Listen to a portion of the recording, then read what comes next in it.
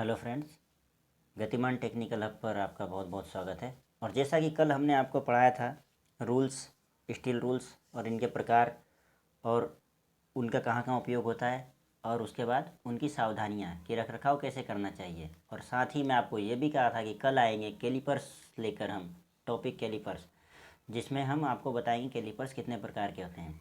तो आइए देखिए, ये सभी एकदम आपको नोट्स फॉर्म में मिल रहा है और एकदम सीक्वेंस से मिल रहा है, जो आपके कॉम्पिटिशन्स और आईटीआई एग्ज़ाम के दृष्टिकोण से बहुत महत्वपूर्ण है। तो आप ध्यान से देखें और अच्छे से मेहनत करें। चलिए देखिए, आप अभी जैसा कि आपको कैलिपर्स यहाँ तक आपका कल हो गया था, उसके बाद अब आप कैलिपर्स लेके आएँ। कैलिपर्स देखते हैं। देखिए कैलिपर्स क्या होता है। कैलिपर्स एक अप्रत्यक्ष मापी औजार होता है, जैसे कि कल ही पढ़ा बताया था मैंने आपको थोड़ा। अप्रत्यक्ष मापी यानी इसका प्रत्यक्ष माप इससे हम नहीं ले सकते थे। तो इसका प्रयोग देखिए, इसका प्रयोग स्टील रूल की सहायता से किसी जॉब अथवा कार्य की लंबाई, चौड़ाई एवं मोटाई या व्यास मापने के लिए किया जाता है। इसकी सहायता से क्या करते हैं हम कि किसी जॉब की लंबाई, गोलाई, मोटाई, यहाँ जॉब रखा जाता है इन दो सिरों के बीच में, ठीक है, और इन दो सिरों के बीच में इसको खोला जाता है और माप लिया जाता है। आगे आपको बताऊंगा है इस टॉपिक के अंदर क्या करते हैं। अभी मैं सिर्फ आपको कैलिपर्स क्या होता है कि जानकारी दे रहा हूँ। तो ये किया जाता है। अब नोट्स में देखिए, आपको नोट लगा के मैंने लिखा, इंपॉर्टेंट पॉइंट को हमेशा मैं ऐसे लिखता हूँ। कैलिपर्स प्रायः उच्च कार्बन इस्पात ये हिंदी रूपांतरण है निम्मी पैटर्न पर।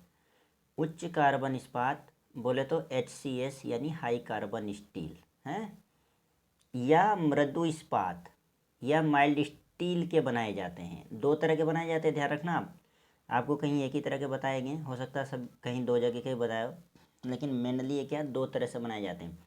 एक तो हाई कार्बन स्टील से और एक माइल्ड स्टील से बनाए जाते हैं।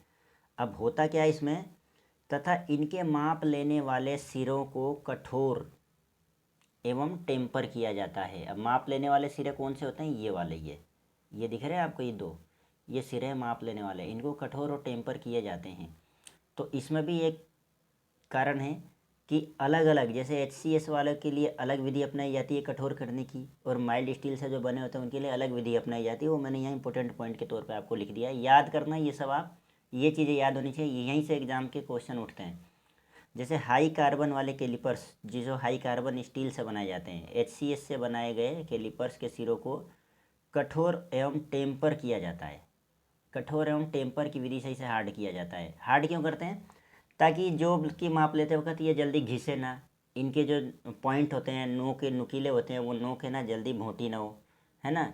इस वजह से इसको हार्ड किया जाता है, क्योंकि अक्सर यही उपयोग में आता है। घिसावट इन्हीं की होती है बार बार जॉबों के साथ। और दूसरा जो मृदु इस्पात वाले होते हैं, जिनको मृदु इस्पात से बनाया जाता है, उनके पॉइंट्स को हार्ड करने के लिए केस हार्डनिंग किया जाता है। ये याद रखना है आपको कि यदि आपको ऑप्शन में मिलेगा कि कैलिपर्स किस धातु के बनाए जाते हैं, तो ये दोनों नहीं मिलेंगे, दोनों में से एक ही मिलेगा। हाई कार्बन स्टील मिलेगा तो ये नहीं मिलेगा, और ये मिलेगा तो ये नहीं मिलेगा। फिर कभी हो सकता है क्वेश्चन ये पूछ ले कि मृदु इस्पात से बनाए गए कैलिपर्स की टांगों को हार्ड किया जाता है किस विधि द्वारा, और आपको चार ऑप्शन दे देगा, केस हार्डनिंग दे देगा, टेम्परिंग दे देगा, हैं, और दो तीन ऑप्शन दे देगा आपको। तो आपको चूज़ कौन सा करना है, केस हार्डनिंग करना है। इस तरह से क्वेश्चन बनेंगे आपके। ये क्वेश्चंस भी मैं बाद में इंपॉर्टेंट लेके आऊँगा, आपके इंपॉर्टेंट क्वेश्चनों के एक सीक्वेंस चलाऊँगा, 1500 क्वेश्चन लगभग आपको मैं करवाऊँगा बाद में, ठीक है। तो आप देखिए अच्छे से, आगे चलते हैं। अब देखें ये कैलिपर्स का साइज, कैलिपर्स का साइज, इनके कीलक पिन, कीलक पिन, कैलिपर्स का साइज, इनके कीलक पिन, और कीलक पिन को बोलते हैं पिवट पॉइंट, या रिविट के केंद्र से माप लेने वाले सिरों तक की दूरी को प्रकट किया जाता है, दूरी से प्रकट किया जाता है। अब मैं बताता हूँ आपको, यह है कीलक पॉइंट। मैंने इसलिए छोड़ा था यहाँ कि आपको बाद में बताते हुए लिखूँगा मैं। इसे बोलते हैं कीलक पॉइंट, कीलक बिंदु या कीलक पिन, कीलक पिन, है ना, एक ही बात है। या इसे रिविट पॉइंट, कहीं रिविट भी होता है, कहीं कीलक बिंदु भी होता है। तो अब यहाँ इसके सेंटर से, ये जो बिंदु दिख रहा है आपको, इसके सेंटर से ग्रीन लाइन गई है। देखो आपको शायद दिख नहीं रहा होगा ग्रीन एक्चुअल में, लेकिन लाइन दिख रही है, ये लाइन, ये ऐसे, यानी इसके सेंटर लाइन से, इस बिंदु के सेंटर लाइन से और इसके दोनों नुकीले भाग जो टांगों की है आखिरी पॉइंट के भागों के बीच की दूरी, ये लेंथ लिखा है मैंने जो, यहाँ से लेकर के और यहाँ तक ही इसकी साइज़ का वर्णन करता है। यानी इसी को साइज़ कहते हैं हम। कैलिपर्स का साइज़ कैसे लिया जाता है, इस तरीके से। ये याद रखना आपके लिए वेरी इंपॉर्टेंट है। आगे देखते हैं कैलिपर्स के प्रकार। कैलिपर्स के प्रकार पर देखिए, जो ये कितने प्रकार के होते हैं, जोड़ के प्रकार एवं टांगों के आकार। क्या, यानी जोड़ के प्रकार भी होंगे, किस तरह के जोड़ हैं, और टांगों के आकार के अनुसार कैलिपर्स अलग अलग प्रकार के होते हैं। तो हम पहले देखेंगे जोड़ के अनुसार हैं। जोड़ के अनुसार हम पहले देख लेते हैं। तो जोड़ के अनुसार में क्या होता है कि पहला होता है दृढ़ जोड़ वाले, यानी फर्म जॉइंट इंग्लिश में बोलते हैं उसको, दृढ़ जोड़। उसमें कुछ नहीं, सीधा रिवेटिंग की हुई होती है। ये देखिए चित्र बना रखा है मैंने आपको, है ये दृढ़ जोड़ है। ये चित्र बना के मैंने छोटा छोटा आपको समझाने की वजह से डायरेक्ट मैंने पेन से ड्रॉ किया इसको। तो इतने अच्छे से तो नहीं बन पाया, लेकिन हाँ समझ में आने लायक तो बना है। तो देखिए ज़रा, ये दृढ़ जोड़ वाला है। पूरी कोशिश की है मैंने आपको डायग्राम से समझाने का, कि आप देखते ही है ना, मैं यहाँ आपको थ्योरी और डायग्राम दोनों दिखा रहा हूँ, और आप है ना प्रैक्टिकली तौर पर देखते के साथ ही आप बता दोगे कि ये कौन सा है और वो कौन सा है। इतना फ़र्क पड़ेगा आपको इस थ्योरी से। देखना आप थोड़े समय आप कंटिन्यू करके देख लो और अच्छे से पढ़ के देख लो, और उसके बाद आप बताना कि आपका रिजल्ट क्या है, आपका ग्रोथ हुआ कि नहीं हुआ। तो अब देखो, फर्म जॉइंट वाले होते हैं। इसमें क्या होता है, इसमें दोनों टांगें एक ही बिंदु पर होती है। ये एक ही बिंदु है, इस पर दोनों टांगों को जोड़ा जाता है। इसे आवश्यकता अनुसार खोला जाता है, यानी जितनी ज़रूरत पड़ेगी उतना हम खोल लेते हैं इसको। और इसका एग्जाम्पल क्या है, यानी दृढ़ जोड़ वाले कितने प्रकार के होते हैं, ये इनसाइड कैलिपर भी होते हैं, आउटसाइड कैलिपर भी होते हैं, और ऑड लेग कैलिपर भी होते हैं। ठीक है, आगे चलते हैं। दूसरा देखो आपका, पहला हो गया दृढ़ जोड़ वाले, और दूसरा आपका होता है स्प्रिंग जोड़ वाले कैलिपर्स। अब ये इस तरह का कैलिपर्स होता है। देखिए मैंने ये भी चित्र डायरेक्ट आपको पेन से बना के दिया है। अंतर देखिए आप, पहले वाले को अभी दिखाए, वीडियो पॉज करके देख लेना आप। और ये देखिए आपको, ये दिखाया मैंने स्प्रिंग जॉइंट वाले। अब इसमें मैं आपको समझा देता हूँ कि देखिए, एक तो ये स्प्रिंग होता है, इसको बनाया गया होता है, जो ये स्प्रिंग पॉइंट होता है, स्प्रिंग लिखा भी यहाँ पे, और इससे यहाँ से दो टांगें जोड़ी जाती है इस प्रकार से स्प्रिंग के द्वारा, और इसके बीच में और इसके बीच में एक ये स्क्रू लगाया जाता है। ये देखिए थ्रेड के तौर पर बता रखा मैंने ये। और ये जो होता है आपके, ये ध्यान से देखिए, पेन का पॉइंट देखिए मेरा, ये जो ये है, ये नर्लिंग किया हुआ एक स्क्रू है, लिखा है मैंने स्प्लिट नट है ना, नर्लिंग किया हुआ। इसी को हम आगे पीछे घुमाते हैं। अगर हम इसको इस तरीके से घुमाएंगे, इस तरीके से घुमाएंगे, ऐसे ध्यान से वीडियो में देखिए, ऐसे घुमाएंगे तो ये बाहर की तरफ आता जाएगा और इसकी टांगें खुलती जाएंगी, दोनों का आकार बढ़ता जाएगा। यदि हम इसको टाइट करेंगे, यानी क्लॉकवाइज जब हम इसको टाइट करेंगे तो ये टाइट होता जाएगा और इसके टांगों की डिस्टेंस कम होती जाएगी। तो इसी हिसाब से इसको हम उपयोग करते हैं। तो इसमें मैंने लिखा भी है आपको, इसमें कैलिपर्स की टांगें एक स्प्रिंग वाली फुलक्रम रोलर पर बनाई जाती है। यही है रोलर, फुलक्रम रोलर। कैलिपर की टांगों को खोलने और बंद करने के लिए एक स्क्रू नट लगा होता है, ये वाला जो अभी मैंने आपको बताया, स्प्लिट नट, इधर लिखा हुआ है ये। आउटसाइड कैलिपर, इनसाइड कैलिपर तथा ऑड लेग कैलिपर आदि भी स्प्रिंग जोड़ से बने होते हैं। यानी स्प्रिंग जोड़ वाले आउटसाइड भी बनता है, इनसाइड भी बनता है, और ऑड लेग कैलिपर भी बनता है। तो ये दूसरे प्रकार का हो गया आपका। अब दो प्रकार के होते हैं जोड़ के अनुसार, फर्म जॉइंट और स्प्रिंग जॉइंट। अब बात आती है टांगों के अनुसार, हैं, अकॉर्डिंग टू लेग्स, यानी टांगों के अनुसार भी कितने प्रकार के होते हैं, चलिए देखते हैं। अब देखिए, हाँ, बाहरी कैलिपर्स के एवं आंतरिक कैलिपर्स टांगों के आकार के अनुसार अलग अलग होती हैं। यानी जो बाहरी कैलिपर्स है और आंतरिक कैलिपर्स है, यानी आउटसाइड और इनसाइड जो कैलिपर्स हैं, वो टांगों के आकार के अनुसार अलग अलग होती हैं। तो देखिए पहला पढ़ते हैं हम, बाहरी कैलिपर्स। आउटसाइड कैलिपर्स इस तरीके का होता है। अब तो आप जान गए आउटसाइड कैलिपर्स, ये जॉब क्वेश्चन आपते हम, ये माना कोई जॉब खंड है, ये कोई कार्यखंड है, ये कोई हमारा जॉब है JOB जॉब है हमारा कोई। तो ये जॉब है, तो इसको एक सिरा यहाँ से लगाया, दूसरा सिरा यहाँ से खोला, इसका माप, इसको फिक्स हो, ये फिर दृढ़ रहता है, ये दृढ़, ये फिर आसानी से नहीं खुलेगा।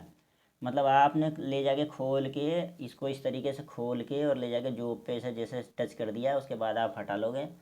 तो ऐसा नहीं है कि अब आप उधर रख दोगे तो ये हिलने डुलने से बंद हो जाएगा या ज़्यादा खुल जाएगा, ऐसा नहीं है। ये वहीं फिक्स रहेगा जब तक आप उसको पकड़ के खींचोगे नहीं, हैं। और ये तो मैंने ऐसी साइज बता रखा है जॉब पे एक लाइन मार्क करके कि 90 डिग्री का कोण बनता है। ये अगर एक सर्किल है, इसको 4 भागों में विभाजित किया तो 90 डिग्री का कोण बना हुआ है, जिसका माप भी हम इससे ले लेते हैं, है ना। इसकी दूरी का माप ले लेंगे, फिर इसकी दूरी का माप ले लेंगे। इस तरीके से ये आपको समझने के लिए बता रखा है बस। उसके बाद देखिए, ये कैलिपर्स गोल वस्तुओं के बाहरी व्यास, जैसे गोल वस्तु है इसका बाहरी व्यास माप रहा है, देखिए, एवं लंबाई तथा चौड़ाई मापने की यानी रूल की सहायता से, क्योंकि हम यहाँ से यहाँ तक खोलेंगे, सपोज करो यही दूरी मान लो ये थी, तो अब इसको ले जाके मापेंगे ना कितना है ये, यहाँ से यहाँ तक कितना है, इससे तो पता नहीं चलेगा, इस पर थोड़ी मेजरमेंट लिखा हुआ है। तो इसको उठा के ले गए कहाँ, स्टील रूल पे ले गए। ये देखिए, ये स्टील रूल पे लिया है, तो यहाँ लगाएंगे एक सिरा और दूसरा सिरा देखेंगे कहाँ तक जा रहा है। तो सपोज करो यहाँ 3.1 आ रहा है, ये 3.1 आ रहा है, तो 3.1 यानी 30 mm। जैसी जो माप आ जाए उसमें आपके जॉब की, वो इस तरह से नाप लिया जाता है, तो प्रयोग में लाए जाते हैं। ये कैलिपर्स गोल वस्तुओं के बाहरी व्यास मापने के लिए प्रयोग में लाए जाते हैं। तो ये आपका टांगों के अनुसार हुआ है बाहरी कैलिपर्स। आगे देखिए, अब देखिए यहाँ पे अब एक होता है, आपने पढ़ा होगा कि नहीं पढ़ा होगा, लेकिन मुझे जहाँ तक क्या पढ़ाना है वो मालूम है, तो मैं आपको जानकारी के अनुसार मैं लिया है ये टॉपिक आपके लिए, तो आप इसको देखना। एक होता है स्थानांतरण कैलिपर्स। स्थानांतरण कैलिपर्स में देखिए, ट्रांसफ़र कैलिपर्स बोला जाता है इसको। तो इसका उपयोग कहाँ होता है मालूम है, झिर्री वाले आंतरिक जोबों की सही माप लेने के लिए, झिर्री वाले इसका प्रयोग किया जाता है। इसमें एक भुजा पर एक लॉकिंग स्क्रू लगा होता है, एक भुजा पर। देखिए इसमें क्या होता है, 3 टांगें होती हैं भाई, ये है फिक्स, ये आप जानते हो रिवेट है, दृढ़ होता है, और ये है वो स्क्रू जो मैंने आपको बोला ना अभी, लॉकिंग स्क्रू लगा रहता है, ये वाला, ये छोटा सा दिख रहा है ये। इसको जैसे हम लूज करेंगे या टाइट करेंगे तो एक तीसरी टांग मैंने डेड डेस करके बताई है, ये थोड़ी छोटी होती है इन दोनों की अपेक्षा, लेकिन डायग्राम थोड़ा सा बड़ा बन गया ही है, तो मैं अभी आपको बोल के समझा देता हूँ कि इसको डेड से इसलिए दिखाया गया है कि तीसरी टांग होती है जो थोड़ी छोटी होती है, तो इसी को बढ़ाया घटाया जाता है। इसके अकॉर्डिंग अगर हम एक टांग इसकी ये वाली और ये वाली में समायोजन होता है, लॉक हो जाती हैं दोनों। लिखा भी है मैंने इसमें एक भुजा पर एक लॉकिंग स्क्रू लगा होता है। इस कैलिपर्स के साथ एक तीसरी भुजा भी लगी होती है, यही वाली जिसकी मैं बात कर रहा था, ये वाली। इसमें रिवेट के स्थान पर एक लॉकिंग स्क्रू लगा होता है, कहाँ पर, ये वाले की बात कर रहा हूँ, और यहाँ तो रिवेट लगा ही है, ये तो रिवेट ही रहेगा ये, लेकिन लॉकिंग स्क्रू ये लगा हुआ है, ये लगा रहता है। अब ये लॉकिंग स्क्रू इनको लॉक करता है दोनों को आपस में ज़रूरत के हिसाब से। लॉकिंग स्क्रू लगा होता है। झिर्री साइज ज्ञात करने के लिए छोटी भुजा के स्क्रू द्वारा, ये स्क्रू द्वारा, छोटी भुजा के स्क्रू द्वारा बड़ी भुजा को कस दिया जाता है, यानी इसको हम लॉक कर देते हैं। ठीक है, ये भी स्थानांतरण कैलिपर्स जो है आउटसाइड, और ये एंड का साइन इंग्लिश में, और इनसाइड, दोनों प्रकार के होते हैं। तो आप याद रखना है कि स्थानांतरण कैलिपर्स जो होता है जो इस तरीके का होता है, हालांकि ये देखने को शायद मुश्किल ही मिले आपको ITI प्रयोगशाला में आपकी, पर देख लेना, शायद मिल भी जाए, ये ज़रूरी नहीं कि नहीं मिले, पर मुश्किल है थोड़ा। ये मिल जाए तो देख लेना प्रैक्टिकल के तौर पर उसको एक बार जाके, मैंने जो लिखाया है उसके अकॉर्डिंग है। तो चलिए आगे चलते हैं। ये 2 प्रकार के होते हैं, इनसाइड और आउटसाइड, ठीक है। और हो सकता है पहले आप नहीं समझ में आता कि क्या है, लेकिन अब आपने यहाँ पढ़ लिया तो हो सकता है आपको समझ में आ जाए, वहाँ मिल जाए, तो इसलिए ज़रूर देखना इसको जाके ITI में है। हाँ, तो आगे चलते हैं, भीतरी कैलिपर्स लास्ट। अब ये इनसाइड कैलिपर्स आ गया आपका। अब इनसाइड कैलिपर देखो इस तरीके के होते हैं, ये आपके वही, ये भी वही सेम कंडीशन है, फर्म जॉइंट, इसमें कोई स्प्रिंग नहीं है, ये भी दृढ़ है, इसको जितना खोलोगे उतने पर रुक जाएगा है, फिर थोड़ा सा हल्का सा ताकत लगा के बंद करोगे तो बंद हो जाएगा। और इसी में स्प्रिंग वाला भी होता है, जैसे उसमें दिखाया मैंने आउटसाइड कैलिपर में आपको, देखिए सीधे सीधे दिखा रहा है, ये रहा स्प्रिंग है, ये स्प्रिंग है। उसके बाद ये स्प्लिट नट है, ये वाला, ये उसमें भी दिखाया था आपको मैंने, है ना, स्प्रिंग नट, इसी से खुलता है, इसकी साइज़ बढ़ती घटती है। और ये किस काम में आता है, आंतरिक माप लेने के, किसी जॉब में, किसी पाइप के अंदर आपको बोले कि इसका आंतरिक व्यास निकालना है। अब मैं थोड़ी सी एक छोटी सी चीज़ समझाता हूँ आपको, देखना है, ध्यान से देखना जरा है। ये है पाइप आपका है, ये कोई पाइप है आपका, ये कोई पाइप है, तो इस पाइप की भी तो मोटाई होगी ना थोड़ी सी, इस पाइप की मोटाई होगी कि नहीं होगी। मान के चलो कि इस पाइप की मोटाई 0.5 mm है, 0.5 mm है। अब आपसे बोले कि ये बाहरी व्यास निकालो, बाहरी व्यास पाइप का बाहरी माप। तो आप यहाँ इनसाइड तो लगा नहीं सकते, तो यहाँ क्या लगाओगे आप, आउटसाइड लगा दोगे आप। ये यूँ करके, ये मान लो आउटसाइड कैलिपर लेके आ गए आप, और आपने यूँ करके यूँ लगा दिया। तो सपोज करो कि ये आपका 10 mm आ गया। कितना आ गया, 10 mm आ गया। और फिर मैंने आपको बोला कि अब इनसाइड माप बताओ कितना है, तब आप इसको थोड़ी लगाओगे, तब आप उठा के ये वाला लेके आओगे हैं, या ये वाला, जो दोनों में से। और वो कहाँ लगाओगे आप, उसको आप लाओगे और आप यहाँ लगाओगे, यहाँ यूँ ला के और यूँ लगाओगे, यही करोगे ना आप। तो आप बताओ कि ये 0.5 mm मोटा जब है और ये बाहर का 10 आ रहा है, तो जब अंदर से लगाओगे तो ये मोटाई घट जाएगी कि नहीं घट जाएगी। तो 10 माइनस 0.5, तो 9.5 mm अंदर वाला माप आएगा आपके, अंदर वाला माप। तो ये डिफरेंस होता है। तो ये क्या होता है, देखो ये भी जो आपके आंतरिक माप को ले रहा है कि यहाँ से यहाँ तक की दूरी क्या है। ये दिखाया है सिर्फ आपको कि इनसाइड यहाँ यूज होता है और आउटसाइड वहाँ यूज होता है। तो आज तक की वीडियो में यहीं तक है। और मैंने जो आपको समझाने की कोशिश की है, मैं समझता हूँ कि आपको अच्छी तरह आप समझ पाए होंगे और विद डायग्राम समझ पाए होंगे। और अच्छे से पढ़ाई कीजिए और इन चीज़ों को याद रखिए, क्योंकि ये दैनिक जीवन में हमेशा काम आएंगी, प्रैक्टिकल में या आपको टेक्निकल रिलेटेड जितनी भी जॉब रहेगी आपकी, आप जहाँ भी जाएंगे तो ये चीज़ें आपको मालूम होनी चाहिए। और मैं अच्छे से सारे टॉपिक आपको पढ़ाऊँगा बढ़िया से, और मेजरमेंट वाले टॉपिक भी मैं आपको डायग्राम बना के यहाँ पढ़ाऊँगा। देखना आप, चाहे किसी का भी डायग्राम बनाना पड़े मैं बनाऊँगा और मैं पढ़ाऊँगा आपको। बस आप खाली पढ़ते जाइए, देखते जाइए, समझते जाइए। इंपॉर्टेंट क्वेश्चन जितने भी वस्तुनिष्ठ क्वेश्चन है मैं सबका संग्रह करूँगा और एक हफ्ते के अंदर वो भी कराऊँगा, लेकिन वो बहुत बाद की बात है। अभी थ्योरी पढ़ते हैं अच्छे से। और कल आपके लिए मैं एक टॉपिक लेके आ रहा हूँ, वो ये है, देखिए आप, ट्राई स्क्वायर गुनिया, हिंदी में बोलते हैं इसको, निम्न पैटर्न पे गुनिया। तो ट्राई स्क्वायर किस धातु का बना होता है, ट्राई स्क्वायर का उपयोग कितना होता है, कहाँ होता है, कैसे होता है, और ये कितने प्रकार के होते हैं, तो ये मिलेंगे कल की वीडियो में। तब तक के लिए मेरी शुभकामनाएं आपके साथ है। आप अच्छे से पढ़ाई कीजिए हैं, और आप मेरे चैनल को लाइक कीजिए, सब्सक्राइब कीजिए और शेयर कीजिए, और कमेंट्स ज़रूर करिए कि आपको जो पढ़ाया जा रहा है वो समझ में आ रहा है कि नहीं आ रहा है, या इसके अतिरिक्त भी आपको कुछ और आवश्यकता है, मुझे और क्या करना चाहिए आपको समझाने के लिए, या आपको किस तरह का चाहिए हैं।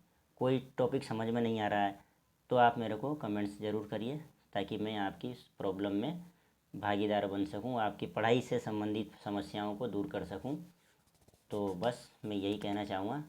जय हिंद, आप खुश रहें, धन्यवाद।